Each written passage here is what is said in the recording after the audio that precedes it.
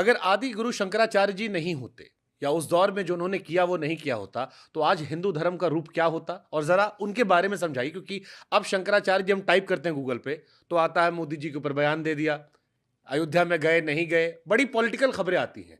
धार्मिक खबरें या धर्म से जुड़ी जो आपको जानकारियाँ मिलनी चाहिए, जो हम उम्मीद करते हैं, वो अब नहीं सुनाई पड़ती है। इसलिए मेरे मन में कई बार तकलीफ भी होती है उस नाम को लेकर, क्योंकि उस नाम ने बहुत कुछ हमें दिया, जिसका हमें आज थैंक यू करना चाहिए। तो इस ज़रा बताइए आज हमारे इस दर्शकों को। मामले में आप और मैं एक ही नाव में हैं कि मैं उस नाम के प्रति कुछ नहीं सहता। जैसे अभी राम मंदिर का जब विग्रह में प्राण प्रतिष्ठा हुई, तो हमको भी बुलाया गया। ऐसे समय में एक शंकराचार्य जी ने कोई बयान दिया, तो मेरे से किसी ने कहा कि परम पूज्य शंकराचार्य जी ने ये कहा है। किसी एक मठ के शंकराचार्य जी ने कहा, आप इस पे टिप्पणी करिए। मैंने कहा, भाई मैं जिस परंपरा से आता हूँ, उसमें तो अपने पिता के सामने भी नहीं बोला जाता। ये तो पितामह हैं हमारी सनातन धर्म की पीठिका के। मैं तो उनके किसी बात पर, अच्छी हो, बुरी हो, उन्होंने सही कहा हो, गलत, मैं कोई टिप्पणी नहीं करूँगा। देखिए, आद्य शंकराचार्य दक्षिण से चले और उन्हें पता था कि ये विशाल भारतीय समूह, ये हिंदू समाज, ये सनातनी समाज, ये भौगोलिक बाधाओं के कारण भी एक दूसरे से पृथक होगा, हुँ। अपनी-अपनी मान्यताओं के कारण भी पृथक होगा। तो जो मैं वैज्ञानिक बात कह रहा हूँ, उन्होंने इतनी वैज्ञानिक रीति-नीति अपनाई कि आप देखिए कि केदारनाथ और बद्रीनाथ के जो पुजारी हैं, वो दक्षिण के हैं और जो वहाँ पूजन होता है दक्षिण में, वो गंगोत्री के जल से अभिषेक होता है। उन्होंने इनको चारों को ऐसे बाँधा कि ये चारों एक दूसरे के बिना जी ना पाएँ। अन्यथा भगवान बुद्ध के जाने के बाद हीनयान, महायान हो गए। यहाँ भी हो जाते हैं सनातन धर्म के टुकड़े-टुकड़े। एक सनातन इनका, एक सनातन इनका, एक सनातन इनका। लेकिन आज जो सनातन धर्म एक है, राम, कृष्ण, शिव, सरस्वती, लक्ष्मी, हुँ। जिनके जिनके देवत्व की परंपरा में है, उसके पीछे हिंदुओं का कोई रिचुअल, सनातनियों का कोई रिचुअल आद्य शंकराचार्य के कथन के बिना पूरा नहीं होता। आप विष्णु जी की आरती करनी हो तो विष्णु सहस्त्रनाम पढ़िए, दुर्गा सप्तशती पढ़िए, गंगा जी के जाइए तो फिर गंगा कोई। अब दक्षिण का व्यक्ति माता को ऐसे देखेगा। मैं यहीं पैदा हुआ गंगा जमुना के दोआबे में, गंग नहर में तैरा। मेरे गांव में जो गंग नहर पास में जाती है, हमारे खेत लगे हुए हैं, वहाँ हमने घंटों बैठ के गंगा की धारा को निहारा। और हरिद्वार जो है वो सबसे नियरेस्ट एक सॉलेस की जगह हमारे लिए रही कि गाड़ी उठाई, मारुति अटेंडेंट, हरिद्वार चले गए, पत्नी को लेके या अकेले जब थे। मैंने भी इस तरह नहीं सुना। भगवान शंकराचार्य कहते हैं कि खंडित गिरिवर मंडित भंगे। दुनिया में कभी भी खंडित प्रतिमा की पूजा नहीं होती। हुँ। भगवान भी अपनी खंडित प्रतिमा किसी को दे देते हैं, बड़े से बड़ा पुजारी गंगा में तिरोहित करता है, मेरे को नहीं चाहिए। माता तू अकेली है कि गिरिवर से, पर्वत से गिरे हुए खंडित टुकड़े को अपने जल के दुलार से, आंचल से धो पोंछ के जब तू गोल बना के किसी को दे देती है, तो वो भगवान बन जाता है। हाँ, हाँ, हाँ। कैसी अद्भुत व्याख्या देखिए आप। खंडित गिरिवर मंडित भंगे, उसको भी तो मंडित कर देती है, उसको मंडना दे देती है। यह गंगा के प्रति तभी आएगा जब किसी के अंदर, हृदय में गंगा चलती हो, गंगा को आदर देता हो। तो आद्य शंकराचार्य कृतघ्न देश है जी, जो देश सुभाष को भूल गया, जो देश गांधी को गाली दे सकता हो, जो देश सावरकर को गाली दे सकता हो, तो कृतघ्न है। तो उसमें उस कृतज्ञता की चपेट में भगवान शंकराचार्य भी हैं कि उनका तो बहुत आभार शिवराज सिंह चौहान जी का कि जब वो मुख्यमंत्री थे तो उन्होंने ओंकारेश्वर में विशेष रूप से वहाँ एक व्यवस्था बनाई, विद्यालय बनाया भगवान शंकराचार्य की व्याख्याओं के लिए, और एक बहुत बड़ी मूर्ति वहाँ स्थापित की। मैं तो अभी जा नहीं पाया, तब से ओंकारेश्वर निश्चित रूप से जाऊँगा। अन्यथा तो आम किसी भारतीय बालक से पूछिए, सनातनी से, कि आद्य शंकराचार्य, तो वो शंकराचार्य वही समझेगा जो इन दिनों शंकराचार्य हैं। वे भी उन्हीं की परंपरा में है, लेकिन उनका जो था, और इतनी कम आयु में जाके 32 केदारनाथ में साल की उम्र में 32 वर्ष की आयु में पृथ्वी पर कोई ज्ञान ही नहीं बचा था, और ऐसी पताका फहराई, जो सामने आया उसको अपने शास्त्रार्थ से पराजित किया, उसे सम्मोहित किया, उसको साथ लिया। और एक व्यक्ति इतना चमत्कार कर सकता है, मुझे तो लगता है दैवीय प्रतिभा बिना ईश्वरीय कृपा के, बिना ईश्वरीय अंश के संभव नहीं है। हमें आपको आज केदारनाथ जाना हो, हालत खराब आती है, अगर चार्टर ना यूज़ करें तो। चार्टर ना यूज़ करो तो हवा खराब हो जाती है, और आप देखिए वहाँ थोड़ी देर बाद लग रहा था कि चलो अब कैसे होगा, वहाँ और वहाँ तक उस दौर जाके में स्थापना करा देना और वहाँ विश्राम करना, वहाँ जाके अंतिम विश्राम वहीं हुआ उनका, तो अद्भुत ही है। आप श्रीनगर चले जाइए, वहाँ ऊपर शिव मंदिर, शंकराचार्य जिस चोटी को कहते हैं वो, तो उनका तो काम अद्भुत है। इतनी कम आयु में उन्होंने, और उनका ये जो जीवन की उन्होंने कहा संन्यास लेना है, माँ ने मना कर दिया, और जब उनका पैर मगरमच्छ ने पकड़ लिया तो वो हँसने लगे, ये तो वैसे भी जीवन बेकार है, मगरमच्छ खा रहा है, इसके काम तो आएगा। अन्यथा मुझे सन्यास की अनुमति दे। माँ ने कहा अच्छा छुड़ा तो ले, फिर जबड़ा फाड़ा, छुड़ाया, और फिर माँ ने फिर बाद में मना कर दिया, तूने तो मुझे कहा था। तो माँ ने कहा अच्छा चला जा, लेकिन जब मैं जाने लगूं तो तू आ जाना। तो मध्य भारत में थे, जब उन्हें आभास हुआ कि माँ जाने वाली है, वापस लौटे। और सन्यासी अंदर नहीं जा सकता अपने घर के, सन्यासी का घर नहीं होता, सन्यासी तो अपना पिंडदान करके निकलता है, कहता है अब कोई है नहीं पृथ्वी पे, पूर्व जन्म कहते हैं उसे। सन्यासी बात करते हैं ना, आपके पूर्व जन्म का क्या नाम है, आप पूर्व जन्म कहाँ था आपका। तो द्वार पर ही बैठे रहे, और वहीं माता आ गई उनकी, और वहीं उन्होंने प्राण छोड़े, और उन्होंने द्वार के जो खिड़कियां पल्ले थे उनको रख के माता का संस्कार किया। इसलिए आज भी उनके गांव में जो संस्कार है वो दरवाजे उतार के किया जाता है। अगर किसी के द्वार पर नया दरवाजा लगा हुआ हो तो आप समझ लीजिए इनके यहाँ कोई अमंगल हुआ है। तो आद्य शंकराचार्य तो वो विभूति हैं जिस पर और काम होना चाहिए। मेरा बड़ा मन है कि उन पर एक मतलब बड़ा सीरियल बनाया जाए ओटीटी प्लेटफॉर्म के लिए, लिखा जाए, दिखाया जाए कि किस किस समस्या से वो जूझे और कैसे कैसे उन्होंने अपने शिष्य पैदा किए। उनका एक शिष्य है सनातन, जो शंकराचार्य पहले शंकराचार्य बने उनमें से एक, पद्मनाभ, आचार्य पद्मनाभ जिनका नाम था। वो इतने सिद्ध पुरुष थे कि वो नदी के पार गए हुए थे, और उन्हें वहां से ऐसा लगा चलती हुई भागीरथी में कि गुरुदेव ने मुझे पुकारा है। आद्य शंकराचार्य जी इधर थे, और मैं गया हूं हर्षिल, क्या वेग के साथ चलती है भागीरथी, और उन्हें लगा कि गुरुदेव ने मुझे पुकारा है, और गुरुदेव ने पुकारा है तो मैं भागूं। तो वो भागे, पुल तक पहुंचूंगा देर लगेगी, तो वो गंगा के लहरों पर भागे, और गंगा की लहरों पर जहां जहां उनका पैर पड़ा वहां एक कमल का फूल बन गया, और उस पर चलते हुए वापस आ गए। तो इसलिए उनका नाम पद्मनाभ पड़ा, पैर जिसके कमल समा, सनातन उनका नाम था। मैं ऐसा समझता हूं कि जैसे पत्थर को जब हम फेंकते हैं तो पत्थर में तो भार होता है, अगर हम सीधा फेंकते तो बैठ जाएगा, लेकिन जब उसे में यूं तेजी के साथ डालते हैं तो वो लहरों को टकराता टकराता आगे जाता है। मुझे लगता है क्षिप्रता इतनी रही होगी, आवेग इतना ज्यादा रहा होगा कि गुरु को समस्या है, गुरु पुकार रहे हैं, कि इसीलिए गंगा के ऊपर से कूद के चले गए होंगे। तो छोटे छोटे भी जो उनके किस्से हैं जीवन के, इनको एक साथ इकट्ठा करके कुछ बनाया जाना चाहिए। बहुत कम जानकारी, मुझे लगता है काफी लोग सुनना चाहेंगे शंकराचार्य जी के बारे में। उतनी अच्छी जानकारियां अभी भी सोशल मीडिया पर नहीं है। ईश्वर सुयोग बनाए, मैं कभी बनाऊंगा। एक सवाल मेरे मन में सर और आता है कि जब मैं इस्लाम धर्म को देखता हूँ, क्रिश्चियंस को देखता हूँ, एक आवाज आती है, सही गलत कैसे है क्या है, एक आवाज आती है और उसका पालन सारे अनुयायी करते हैं। अब कितना सही कितना गलत वो धर्म के अनुयायी जाने, धर्म सबकी अपनी आस्था का है। हिंदू धर्म में समस्या जो मुझे लगती है वो ये है कि जितने मुंह उतनी बातें, हर आदमी का अपना लॉजिक। मैं अयोध्या जा रहा था, मैं भद्राचार्य जी से मिला, उन्होंने कहा प्राण प्रतिष्ठा सही है, किसी ने कहा गलत है। आधी कंफ्यूजन यही आती है। आपको लगता है कि ये भी एक समस्या है कि धर्म से लोगों का छिटकाव जुड़ाव जो है वो होता रहता है? खासतौर पर नई पीढ़ी बड़ी कंफ्यूज है कि किसको सुने, एक बाबा ये कहते हैं, दूसरे वाले बिल्कुल अलग कह देते हैं। ये समस्या नहीं है, ये तो अमृत तत्व है इस धर्म का। मुंडे मुंडे जायते मतरे भिन्ना, प्रत्येक मुंडी में अलग अलग, कूपे कूपे नवम जलम, नए हर कुएं में नया जल है। ये जो वैविध्य को समेट लेने की कला है सनातन धर्म की, इसी के कारण ये धर्म जीत गया, इसी के कारण ये धर्म बच गया। आप किसी, सब धर्मों का आदर है, सबके, सब में बड़ी सुंदर सुंदर बातें हैं, सब में बहुत अच्छा अच्छा है। क्रिश्चियनिटी में कुछ बहुत खूबसूरत है, इस्लाम में भी कुछ बेहद प्यारी बातें हैं, बौद्ध धर्म तो है ही क्या अद्भुत। और हम जिस धर्म में हैं भाई, हम चूंकि उसकी वैज्ञानिक व्याख्या जुड़े हुए, तो हम तो उस पर सम्मोहित हैं। हम तो चाहते हैं 1000 जन पैदा हों तो भी सनातनी ही पैदा हों, ये मैं मान के चलता हूँ। लेकिन इसमें जो वैविध्य है, जैसे पूरा धर्म कहता है त्याग करो, व्यक्ति से समष्टि की तरफ जाओ, अयम निज परोवेति गणन लघु चेतसाम, यह मेरा है, ये तेरा, ये सबसे पहले इस देश ने कहा। कब कहा इस देश ने? अभी भी मैं जब कभी यज्ञ पे बैठता हूँ, रुद्राभिषेक पे बैठता हूँ, सावन के पहले सोमवार बाबा विश्वनाथ के चरणों में था, मैं बैठता हूँ तो पुष्पम समर्पयामि, दीपम समर्पयामि, धूपम समर्पयामि, नैवेद्यम निवेदयामि।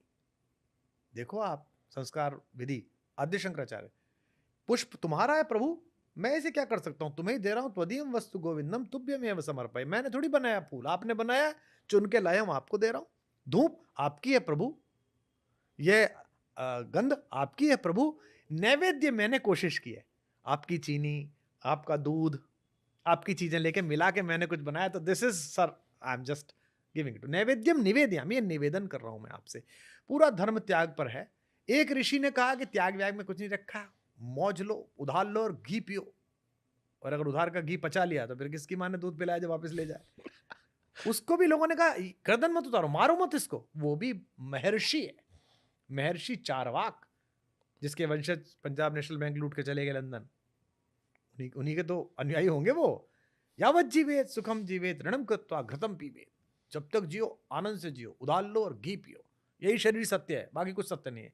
उसका भी सर तन से जुदा नहीं किया गया, कहा गया कि ठीक है, यह जो स्वीकार है कि असहमति को, आपने जिनका नाम लिया आद्य शंकराचार्य जी का, और आपने जिक्र भी किया कि माहेश्वर में नदी के तट पर, माता नर्मदा के तट पर, जब उन्होंने शास्त्रार्थ किया मंडन मंडन मिश्र जी से, और जब उस गांव में पहुंचे आचार्य, तो उन्होंने पानी भरती हुई महिलाओं से पूछा कि मंडन मिश्र का घर कहाँ है।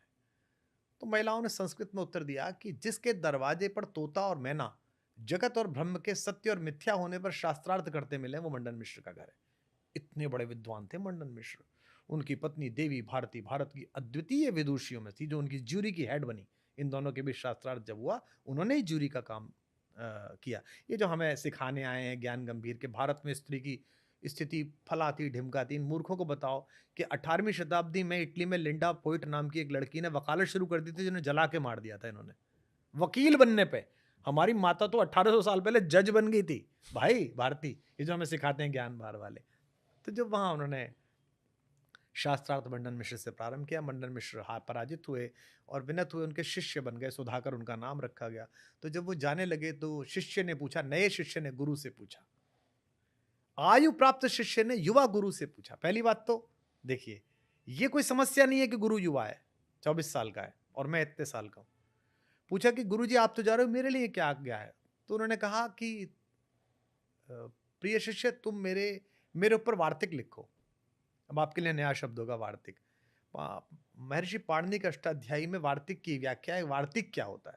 हमारे आचार्य लोग, मैं तो संस्कृत का विद्यार्थी नहीं, मेरी गति नहीं है ज़्यादा संस्कृत में, इसका दुख है मुझे, क्योंकि मैं केमिस्ट्री फिजिक्स मैथमेटिक्स पढ़ने में रह गया शुरुआती दौर में।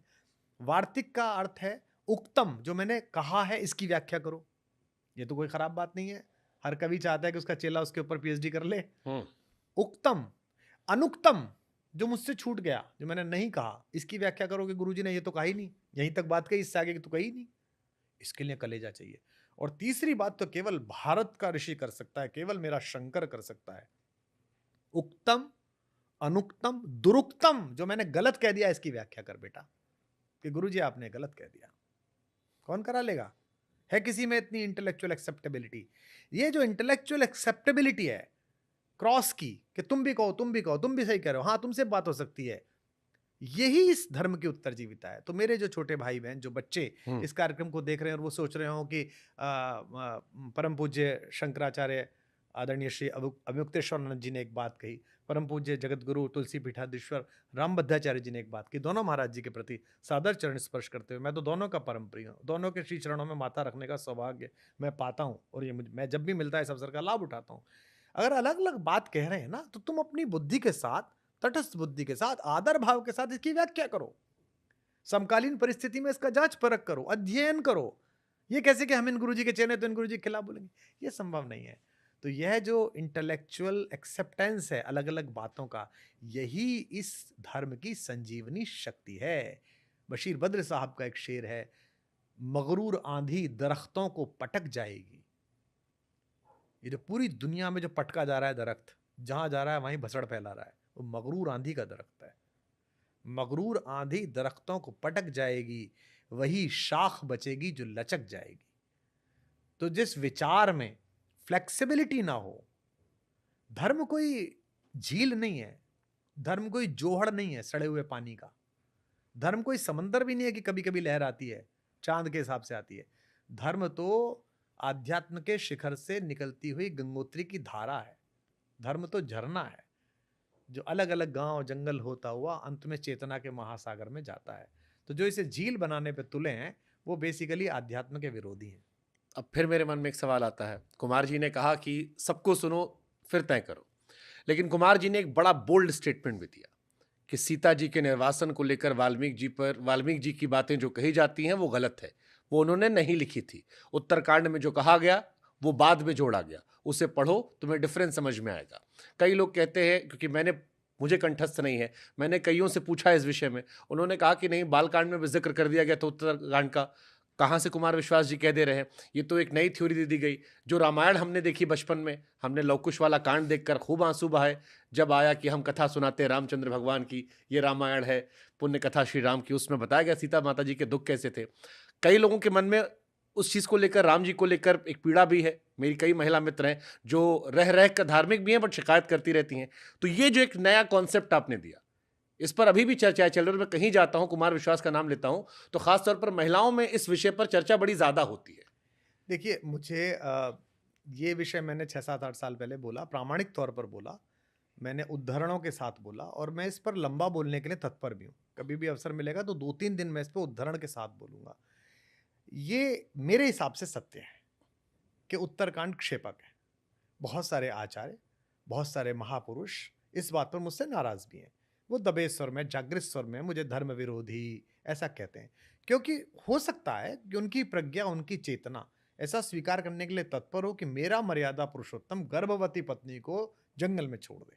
वो मान सकते हो, मैं नहीं मानता साहब। मेरे मेरे से नहीं मानी जाती, तो मैं इसमें क्या करूं? मुझे धर्म से निकाल देंगे, मुझे सूली टांग देंगे, और इसके लिए सूली टांग देंगे तो भी टंग जाएंगे। जब मैंने बोली थी तो मैंने तो इस सारे खतरों के साथ बोली थी। मुझे पता था कि क्या होगा, मुझे पता था कि मेरे बारे में क्या लिखा जाएगा। एक बड़ा वैसा समाज है जो उसी रूढ़ी में आबद्ध रहना चाहता है। इसीलिए कहता हूं, इस धर्म को जड़ मत करो, क्योंकि जिन्होंने अपना धर्म जड़ कर लिया था और कर लिया है, उनकी हालत देखो पूरी दुनिया में क्या हालत हुई पड़ी है उनकी। मैं नहीं मानता कि, और अगर पुराने लोग सुन रहे हो इसको, और आपके परिवार में भी गोंडा में और पुराने लोगों से आपका परिचय हो जो 80 पहुंच गए, 85, 9, उनसे पूछना सन 50 से पहले, जब तक पूज्य भाई श्री ने, आदरणीय पोद्दार जी ने गीता प्रेस जैसा पराक्रम नहीं किया था, जो अद्भुत काम किया उन्होंने भी अद्भुत ही काम किया। गीता प्रेस ने मतलब बड़ा बड़ा उपकार उन्होंने इस कोलकाता देश से पर, आकर गोरखपुर में बस अरे अद्भुत ही काम किया है। वे भी अपने आप में संत पुरुष थे। जब तक वह सब नहीं हुआ था, उससे पहले तक रामचरितमानस जो तुलसीदास जी की थी, उसमें लव कुश कांड हुआ करता था। बाद में कैसे निकल गया, कैसे ऐसे रह गया?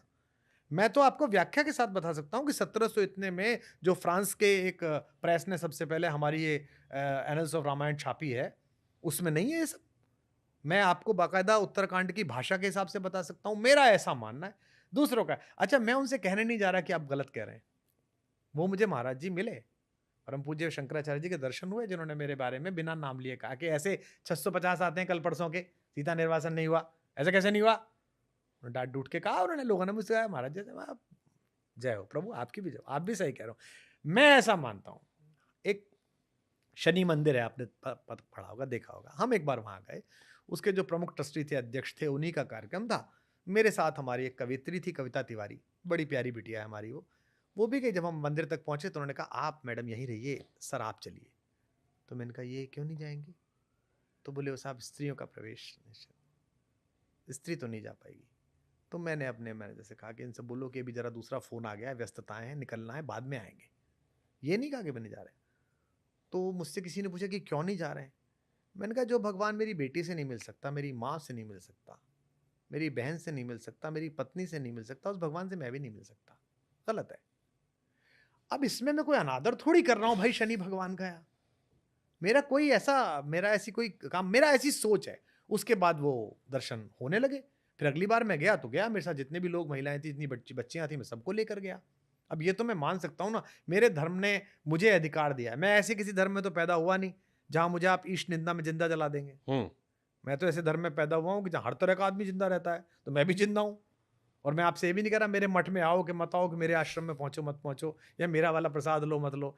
मैं ये मानता हूं कि शंभूक वध और सीता निर्वासन मर्यादा पुरुषोत्तम श्री राम की लोक छवि को कलंकित करने के लिए किया गया एक नियोजित षड्यंत्र था, जो सदियों से चल रहा था। उसका परिहार जरूरी है। और मैं बड़ा प्रसन्न हूं कि मेरे फेसबुक पर, मेरे ट्विटर पर, मेरे इंस्टाग्राम पर दिन में 100-200 बच्चियों के, महिलाओं के, भाभीयों के, बेटियों के मैसेज आते हैं जो कहती हैं कि हमने ये सुना और बड़े रिलैक्स हो गए। भगवान के बारे में मन में बड़ी खराब धारणा बन गई थी, हाथ जोड़ते समय भी शंका होती थी, आज आपने मुझे इस पाप से निकाल लिया। सही कहते हैं, भगवान ऐसे नहीं हो सकते। तो प्रसन्न हूं। ये बात तो आपकी सही, क्योंकि मेरी भी कई महिला मित्र हैं जिन्होंने कहा कि कैरेक्टर वाइज वो रावण को ज़्यादा पसंद करने लगी थी, क्योंकि रावण ने सीता माता को छुआ नहीं था, हरण कर ले गया। तो उन्होंने कहा कि अगर चरित्र चाहिए तो एक नया कॉन्सेप्ट शुरू होने लगा। प्रभु श्री राम जो मर्यादा पुरुषोत्तम, उन पर संदेह बढ़ता था। इसके बाद मैंने आपके भी वो वीडियोस जब देखे तो नीचे कमेंट सेक्शन में हजारों महिलाओं ने लिखा था कि अब हमें एक बड़ी संतुष्टि मिल गई है। दुनिया में बताइए मुझे कोई ऐसा प्रेमी आपने देखा है जो अपनी, हमारे एक कवि हैं लखनऊ के, सूर्य कुमार पांडे, मज़ाहिया कवि हैं, मतलब हास्य व्यंग्य के कवि हैं। उनकी गज़ल का एक शेर है कि अजीब शख्स है, बीवी से प्यार करता है, सुना अजीब है। शख्स है, पत्नी से प्यार करता है और हद तो ये है कि अपनी से अपनी प्यार करता है। तो मज़ाक में अपना उन्होंने कहा होगा। आपने दुनिया में ऐसा कोई पति देखा जो त्रैलोक्य से लड़ जाए, जो पंच तत्वों से लड़ जाए, जो अपनी बनाई हुई सृष्टि से लड़ जाए? जब उन्होंने तीर खींचा, लक्ष्मण बाण सरासन लानू, सोखो बारिद बिसक कृसानु, विनय न मानत जल जड़ गए 3 दिन बीत, बोले राम सकोप तब भय बिन होए न प्रीत। लाना जरा। तो तीर खींचा, वो आया निकल के समुद्र, उसने कहा प्रभु आप ही नहीं तो बनाए थे हम, क्षितिजल पावक गगन समीर, ये पांचों आपने बनाया और आप ही हमसे करो सूख दो, मैं अभी सूख जाता हूं। पर कुछ तो सोचो। जो आदमी समुद्र की छाती पर पुल बना दे, वो उस पत्नी को बाहर छोड़ सकता है जंगल में? जो आदमी 12 मासे में, यानी चातुर्मास में हम लोग ये रिकॉर्डिंग कर रहे हैं, बरसते पानी में हम लोग रिकॉर्डिंग कर रहे हैं, जो बरसते पानी में आधी रात उठ के अपने छोटे भाई से कहे कि मुझे सीता याद आ रही है इस बरसते पानी में, घन घमंड नभ गर्जत घोरा, प्रिया वीन मन डरपत मोरा। किसके लिए डर रहा है मर्यादा पुरुषोत्तम? जिसकी भ्रकुटी के हिल जाने से प्रकृति समाप्त हो जाती है। भ्रकुटी विलास सृष्टि लय होई, सपने में संकट परे कि सोई, ये कहा था ना लक्ष्मण जी ने। वो आदमी डर रहा है, किस लिए? सीता के लिए डर रहा है। ऐसा प्रेमी, ऐसा निछावर हो जाने वाला, प्राण निछावर कर देने वाला पति किसी भी हालत में अपनी गर्भभार से खिन्न पत्नी को बाहर छोड़ देगा? असंभव असंभव असंभव। मैं ऐसा मानता हूं। इसको जिसे मानना हो वो कुमार विश्वास के साथ आ जाए, जिसे ना मानना हो वो उन बाबा जी के साथ चले जाए जो कहते हैं नहीं नहीं भगवान ने तो ऐसे सिर काट दिया था शंभू का। कर ही नहीं सकता। जो आदमी निषाद को गले लगाता हो, जिसका गुरु वशिष्ठ वो खींच के निषाद को गले लगाता हो, बरबस, उसमें लिखा है बरबस ऋषि भेंटा, जबरदस्ती बेटा, वो तो दूर से प्रणाम करा उसने, निषाद ने। जब पता चला राम का दोस्त है तो वशिष्ठ ने खींच के गले लगाया, अरे बेटा तू तो मेरे राम का दोस्त है। वशिष्ठ ने तो ना सोचा कि निषाद है ये, इनका रिजर्वेशन है कि नहीं, इनके कितने % वोट है, उत्तर प्रदेश की सरकार में कितना करेंगे संजय निषाद, कितना नहीं करेंगे, ऐसा तो नहीं सोचा उन्होंने। वो भी तो मार्गदर्शक मंडल के बड़े आदमी थे, वो भी तो संघ से आए हुए संगठन मंत्री थे, उन्होंने तो नहीं सोचा, उन्होंने गले से लगाया कि भाई है मेरा। ये जो ऐसा व्यक्ति जो केवट को अपना भाई बताता हो, जो हनुमान को कहते हो कि तुम वही प्रिय ही भरत सम भाई, तुम मुझे भरत के जैसे प्रिय हो, ऐसा व्यक्ति, समाज का इतना समावेशी व्यक्ति, जो शबरी को मां बोलता हो, झूठे बेर खाता हो, एक महिला के, बूढ़ी महिला के, वो एक व्यक्ति के तप करने पे गला काट देगा, हैं? अरे क्या बेवकूफी, तुम लेके आए हो, तुमने राम को दलित विरोधी, स्त्री विरोधी बनाया, तुमने षड्यंत्र पूर्वक कृष्ण को, योगेश्वर कृष्ण को, जगत गुरु कृष्ण को, गीता जैसे ज्ञान देने वाले कृष्ण को, दुनिया के सबसे बड़े स्ट्रेटेजिस्ट कृष्ण को तुमने लंपट बनाया, रास रचा दिया, कपड़े लेके भाग गया, ये तुमने ये चलाया। तुमने जगत के कल्याण के लिए विष को अपने कंठ में धारण करने वाले देवाधिदेव को तुमने नशेड़ी बनाया। मनाली ट्रांस, दम मारो दम, बोले बोले भोले। तुमने योजना पूर्वक अपनी फिल्मों का इस्तेमाल करा, तुमने योजना पूर्वक अपने सब चिन्हों का इस्तेमाल करा कि किसी भी प्रकार से हिंदुओं के, सनातन धर्म के भगवानों की छवि लोक में खराब हो सके। हमसे जितना होगा हम अपने धर्मो रक्षति रक्षता, धर्म उसकी रक्षा करता है जो उसकी रक्षा करता है। मुझे लगता है मुझे उस सवाल का जवाब मिल गया कि अपने अपने राम की उत्पन्नता कहाँ से हुई, कहाँ से शुरुआत हुई। क्योंकि मेरे मन में कई ख्याल थे कि एक राम तो गांधी जी के थे, एक गोडसे जी के थे, एक अभी मनोज मुंतशिर के भी राम आए थे, जिनको लेकर बड़ा बवाल हुआ था, बाद में माफी उन्होंने मांगी, पहले वो भी एक कल्पना कर रहे थे, और अब एक कुमार विश्वास जी के राम है।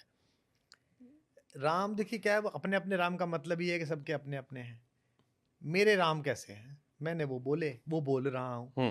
वो सौभाग्य का विषय है कि वो करोड़ों करोड़ों लोगों को अच्छे लग रहे हैं, और मैं कोई ऐसी जैसे कहते हैं ना सुहाती बात नहीं बोल रहा हूँ, मैं कोई ऐसी अपीजमेंट की बात नहीं बोल रहा हूँ। मेरे राम तो इस्लाम मानने वालों के भी हैं। मैं तो शम्स मीनाई की नज़्म पढ़ रहा हूँ उसमें, क्योंकि जिन लोगों के राम के बारे में बोल रहा हूँ वो भी 10 पीढ़ी पहले राम वाले ही थे, वो भी राम ही को मानते थे। आज ही तो नाम उनके हैं अल्लाह बख्श, मौला बख्श, लेकिन अगर 10 पीढ़ी पीछे जाओ तो राम बख्श निकलेंगे वो कहीं ना कहीं से। जगह बदलने से पुरखे नहीं बदला करते, लकीर खींचने से रिश्ते नहीं बदला करते। राम इस विश्व की नैतिक आभा के परम पुरुष हैं। जैसे अयोध्या हम सबकी मूल जगह है, हम सब मानव हैं। मनु ने पहली बार सृष्टि का निर्माण वहीं बैठ के किया था, उन्हीं की राजधानी है, उन्हीं से हम निकले हैं। तो मुझसे कोई पूछता है मूलतः कहाँ के हो, तो मूलतः अयोध्या के हैं भैया। हमारा अयोध्या से मतलब नहीं है अभी, पिछले कई जन्मों से, लेकिन कभी तो हम निकले होंगे ना, हजारों जन्म पहले तो हम अयोध्या से ही निकले होंगे। रहते इन दिनों नोएडा में हैं। हमारी पीढ़ी तो वहीं से निकली है, हम भी चलिए वहीं से आए, आप तो वहीं तो से हम हैं। तो सौभाग्यशाली हैं। फिर मेरे मन में एक सवाल आता है कि आपने रामायण में सबसे अच्छा किरदार आपको कौन सा लगा? मुझे एक किरदार है भरत जी का, जो कई बार बहुत ही मुझे ऐसा लगता है कि अंडररेटेड किरदार है। एक ऐसा किरदार जिसमें त्याग की पराकाष्ठा है, एक ऐसा किरदार जो राजा का धर्म भी निभा रहा है लेकिन बिना बैठे हुए, एक ऐसा किरदार जो भाई का इंतजार भी कर रहा है, अपनी माँ से भी लड़ाई लड़ रहा है, पिता की भी सेवा कर रहा है, और बड़ी चर्चाएं भी नहीं हो रही, क्योंकि जब भाई की उदाहरण आती है तो ना बनो वो भीषण और बनो कैसे वो लक्ष्मण, भरत रह जाते हैं। नहीं, पहली बात तो ये बहुत कठिन चुनाव है कि एक प्रिय पात्र आपका कौन सा है। ऐसे ऐसे सामान्य छोटे-छोटे पात्र हैं जिन पर भी आप बलिहारी हो सकते हैं। जैसे मांडवी का पात्र है। सीता तो जंगल चली गई हैं, उर्मिला छोटी हैं, श्रुतकीर्ति छोटी हैं, बड़ी बहू मांडवी रह गई हैं। और मांडवी क्या सँभाल रही हैं? मांडवी 3 ऐसी माएँ सँभाल रही हैं जिनके अपने-अपने दुःख हैं। कैकेयी का अपना ग्लानि का दुःख है, जो लोक में उसके प्रति प्रवाद फैला हुआ है। कौशल्या का दुख तो कौन बांटेगा, राम जैसा लड़का पास से चला गया, ये दुख है। सुमित्रा का अपना दुख है, वो लड़कियां भी 2 घर में हैं, खुद का तो दुख है ही कि पति होते हुए भी नहीं है, नंदीग्राम में रहता है, महल की छत से चढ़ के अटारी से देखना पड़ता है कब तक दीपक जल रहा है। जब तक दीपक जलता है तब तक सोती नहीं है वो। जब वहां दीपक मंगल हो जाता है भरत जी की झोंपड़ी में, जहां प्रधानमंत्री भरत जी बैठे हैं, तब वो नीचे आके सासों के पास में सोती हैं, सेवा करने के बाद ऊपर वो देखती रहती हैं। तो मांडवी पे ना बोला जाए क्या, उन पर भी एक दिन बोला जाए। तो मैं कोशिश करता हूँ, पहले मैं अभी छत्तीसगढ़ एक बार गया था तो शबरी पर बोला 2 दिन के लिए। जैसे मैंने कहा कि मेरा मन है कि मैं 6-7 दिन सीता जी पर बोलूं, उर्मिला पर बोलूं, तो वहां तो सभी, इसीलिए मैं कहता हूं कि ये एक पुनि पुनि कितने सुने सुनाए ही की प्यास बुझत ना बुझाए, जो तुलसीदास जी सही कहते बात हैं है। कि इस कथा में अमृत तत्व है, इस कथा में नवनीत तत्व है, और ये शापों की संकट मोचनी कथा है। इसमें सबके शाप उन्मोचित हुए हैं। दशरथ को शाप है जो श्रवण कुमार के माँ बाप ने दिया है, भगवान को खुद को शाप है जो उन्हें नारद ने दिया है, रावण को खुद को शाप है जो पिछले जन्म में भगवती देवी ने कहा किया है कि तू किसी पर स्त्री को उसकी इच्छा के बिना छुएगा तो तेरे सर 100 टुकड़ों में कट जाएंगे। तो रावण का महिमा मंडित कोई कर रही हो तो समझ लेना कि वो लंपट ऐसा नहीं है कि वो छूना नहीं चाह रहा, वो शाप है पिछला जो उसको दिया गया है कि अगर तू किसी को छुएगा तो तेरा सिर 100 टुकड़ों में विभक्त हो जाएगा, इसलिए नहीं छू रहा है वो अपने आप से। तो सभी शापों से आबद्ध हैं वहां, और उन शापों की मुक्ति होती है एक कथा में, जिसका ना इतने सारे बड़े लोग अगर शापों से मुक्त हो गए तो हम जैसे सामान्य लोग भी उसको पढ़ सुन के थोड़े मुक्त हो सकते हैं। इसलिए मैं उस कथानक पर, उसकी वैज्ञानिकता पर बड़ा सम्मोहित हूं अंदर। रामायण और महाभारत दोनों में किसमें ज्यादा सम्मोह, क्योंकि दोनों में अपनी अपनी कहानियां, अपने अपने सबक हैं, अपनी अपनी सीख है। दोनों पढ़नी चाहिए। आपको मर्यादा पुरुषोत्तम कैसे बनना है इसके लिए तो आप रामकथा पढ़ें, और अगर आपको नीचोत्तम मिल जाए उनसे कैसे निपटना है इसके लिए आप महाभारत पढ़ें। हमने पढ़ी तो थी, आपने तो पढ़ी थी। तो इसलिए तो हमें पता था कि दुर्योधन के रथ पे मत बैठो चाहे कर्ण हो, क्योंकि खुद तो मरेगा ही, अनीति के रास्ते पर आपको भी मरवाएगा। कर्ण जैसा महान योद्धा किस खराब गति में मरा, मुझे कर्ण के प्रति बड़ा दुख होता है। मुझे दुख होता है गलत तरीके से मारा गया, मेरे मन में सवाल आता नहीं, है गलत तो नहीं मारा गया, कोई कि गलत नहीं निहत्थे मारा कर्ण को मार दिया गया। गया। निहत्था नहीं था, वो अधर्म के साथ था। अधर्म तो निहत्था हो तो भी मारा जाता है, वो इतना अधर्म के साथ था कि वो थप्पड़ों से मार दिया जाता। ये तो महिमा मंडन हो गया, रश्मि रथी पॉपुलर हो गई।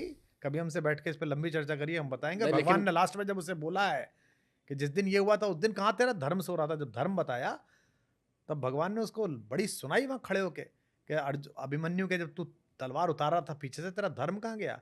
जिस दिन एक रजस्वला महिला के कपड़े उतारे जा रहे थे और तेरा निर्लज्ज दोस्त बड़ा बगल में बैठ के जंगा ठोक रहा था कि यहाँ बैठ, उस दिन तेरा धर्म कहाँ मर गया था? जिस दिन भीम को खीर में विष पिलाया गया था उस दिन तेरा धर्म कहाँ मर गया था?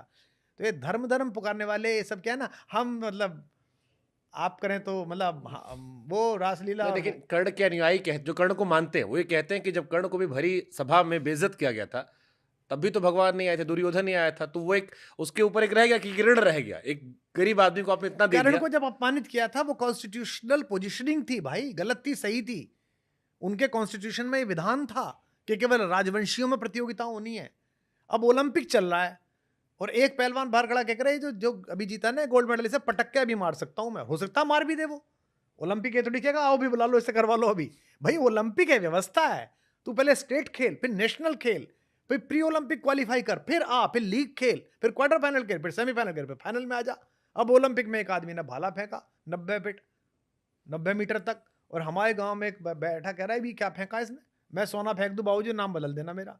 और फेंक भी सकता है वो, पर भैया तू ओलंपिक में गया नहीं है। अब वो बैठ के साहब पूरे ओलंपिक ने मेरे खिलाफ षड्यंत्र करा था, मैं 100 फेंक रहा था, मुझसे न फेंकने दिया। भाई व्यवस्था ऐसी थी। उस व्यवस्था को इक्वलाइज करने के लिए दुर्योधन ने एक युति निकाली। दुर्योधन ने भी उसको इसलिए नहीं किया कि दुर्योधन एक अपमानित प्रतिभा को सम्मान देना चाहता था, ये नहीं था। दुर्योधन चाहता था कि मेरे घर में जो मुझसे श्रेष्ठ प्रतिभा है अर्जुन की, वो किस तरह से अपमानित हो तो इसके माध्यम से हो जाएगी। होता नहीं था गली में, भाई हम तो किसी ने कुछ कह दिया, हम तो कुछ कर नहीं पाए, 3 लड़के थे तो भाई साहब को बुला कर लाते थे, भाई साहब वहां, और जितना ज्यादा अपमान हुआ नहीं था उससे ज्यादा अपमान बताते थे कि आपको भी गाली दी थी, ताकि भाई साहब को भी गुस्सा आ जाए। फिर भाई साहब चढ़ा के कहाँ थे, कौन थे, 2 लड़के मिले थप्पड़ मारा। ये काम किया दुर्योधन ने तो, और ये बात कर्ण को समझनी चाहिए थी। तो महाभारत यही सिखाती है, महाभारत ने मुझे तो यही सिखाया कि भाई दुर्योधन है, ये नहीं मान रहा है, तो महाभारत रचवाएगा, खुद मरेगा ही, तो बाहर निकलो।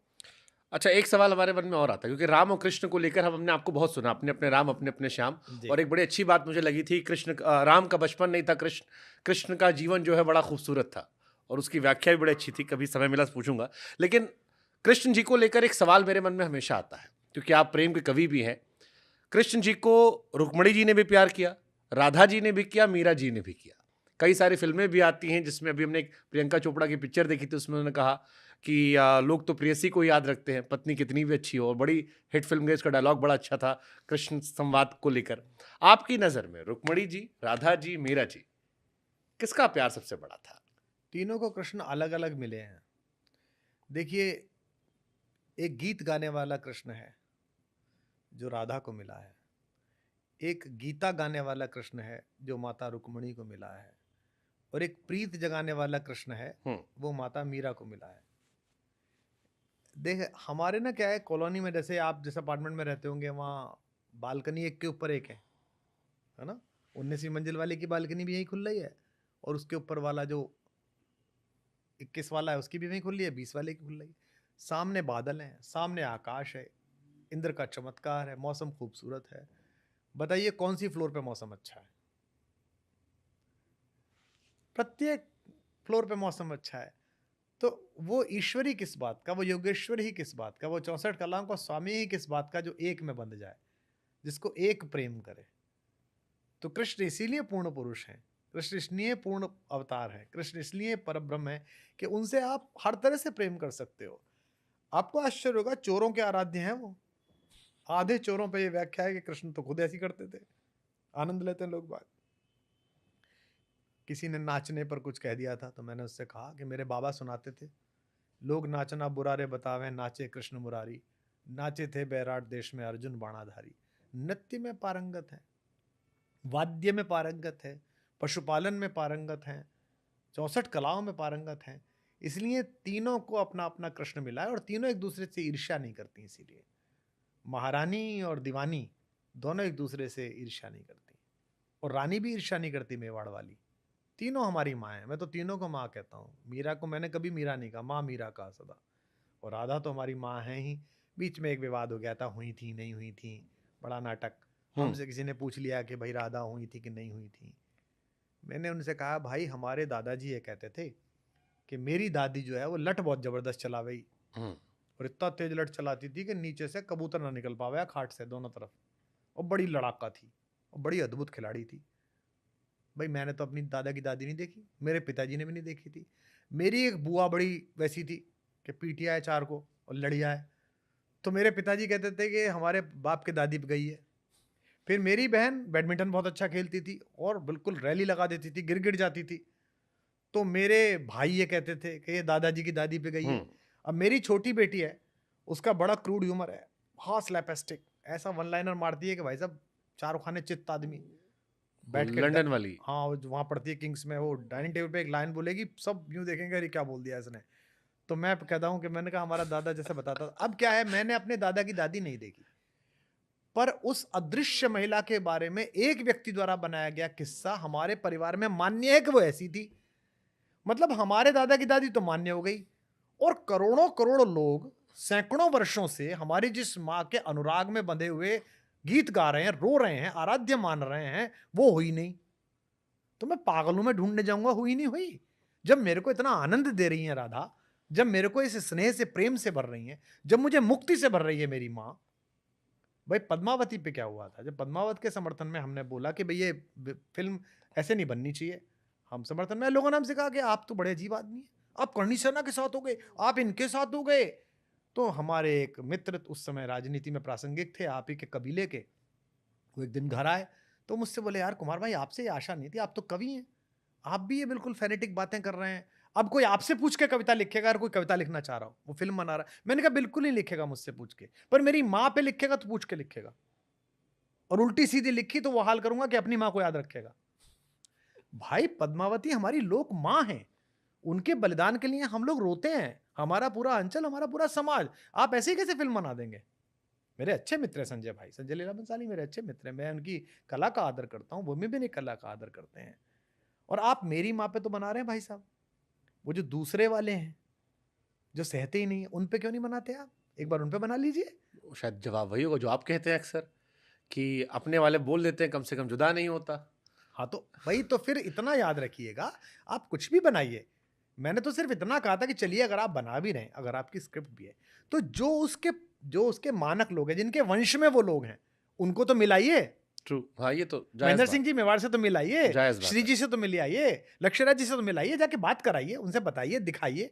उनके यहाँ वीर सत्सई की परंपरा है, वो अपने 15 आदमी बिठाएंगे, क्यों नहीं चाहेंगे वो कि उनकी अपनी माँ के ऊपर एक अच्छी फिल्म बने? सही बात है। कौन नहीं? मैंने अभी कहा ना कि आद्य शंकराचार्य पे मेरा बड़ा मन है, तो कोई हिंदू तो विरोध करेगा नहीं, सनातनी तो नहीं कहेगा यार कुमार शाह तू बना मत देना, मार दूंगा तुझे, कि उसे पता है कि मैं बनाऊं, और मैं जिस दिन जो काम करूंगा मैं सोच समझ के करूंगा।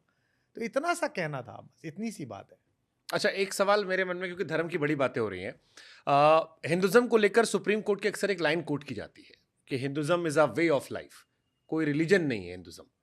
फिर इतिहास के छात्र के नाते वो एक कहानी सुनाई पड़ती कि अंग्रेज आए थे तो ये हिंदू वर्ड वहां से लेके आए थे, हिंदू तो कुछ था ही नहीं, सिंधु नदी के किनारे जो रहते थे उनको सिंधु करते करते हिंदू हिंदू सारी कहानी आती है।